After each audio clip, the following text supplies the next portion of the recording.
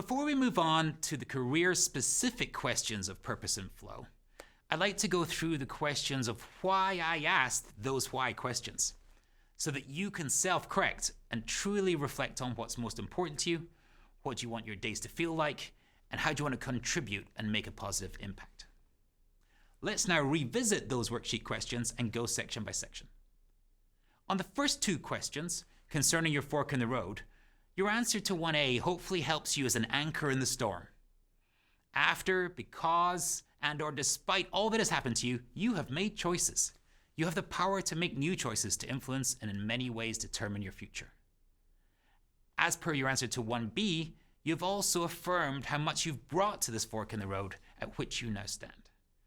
You're an exceptionally good person to have around, and what you have written here is a summary of what you know is true and what you may have been told by those you trust.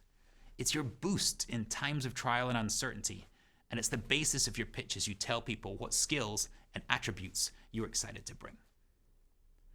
The first two questions about this moment of change or choice allows you to make the connection or note the lack of connection between your sense of purpose and your current status. This is why I'm here. These are the key choices that led me here, including my choices of how to react to things I couldn't control. If processing your life up to this point is important and feels like it needs further work for you, I've included an optional, not for submission exercise to create your life map. It's a visual representation of your life journey so far, letting you unpack the key points in your journey, life events, countries, jobs, milestones, relationships, and more. Moving on to the horizon section of the purpose worksheet, you can look to your response to 2A as the current set of actions and choices that allow you to achieve your vision of the future. Your response to 2A reminds you where to keep your focus, your eye on the prize, and it allows you to consider whether your current life is aligned with your held priorities. Do your activities today advance you in the direction to achieve this vision of the older you you're excited about? If there is a large divergence between your current state and that vision, and you feel off track from heading in that direction, I would like you to explore what might be causing that disconnect. The job search you are contemplating should help you progress towards what you wrote down here. You might also consider other potential disconnects. If you work in a fast-paced, high-pressure environment and want to move to a better-known, even higher-pressure organization in the same field for increased pay and prestige, but also want to spend more time on voluntary work in your family, your search might be misaligned. If there's one sneaky question on the purpose worksheet, it is 2B, about what you would do if you only had a few months left. You might have heard of the Eisenhower matrix summarized in the quote, "What is important is seldom urgent, and what is urgent is seldom important."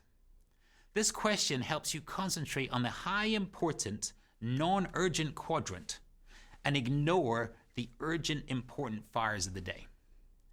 Many of us find ourselves caught up in urgent tasks and putting off things that are truly important. The answers you wrote down here for this question are normally the really high importance, low urgency elements of your life. Your answer to this question is extremely useful to determining your priorities. I found these long and short views on your future help clarify your big picture priorities. They help you identify what matters enough that you'd prioritize it no matter the time frame. On to inner engine. For 3A, over the years, I've heard fascinating and life-affirming conversations and insights that can flow from all three sub-questions about flow state. First, with work. Do your regular tasks at work include these flow state activities? And if so, do you have sufficient time blocked off on your calendar for you to find flow while doing them? Whether it's coding, writing, coaching, developing others, you'll want to have sufficient time to be immersed in it, and you may not have that time set aside. The intention here is to make sure you recognize the ideal work state and intentionally create opportunities to include more of that kind of work into your weekly schedule. If your current or sought-after job doesn't involve these flow-inducing tasks, there is an opportunity for you to do some job crafting, which channels Professor Amy Wrzesniewski's work. Make your ability to have these flow state activities on your weekly calendar part of your job search, either by crafting that into the roles you're discussing or identifying new roles where they are possible. When job hunting, evaluate each role for the opportunities it might provide you to work in that flow state. Being in a playful flow state is also important. Responses to the second question on flow highlight activities you'll want to ensure also make it into your calendar, but across the whole month, including outside working hours and on weekends.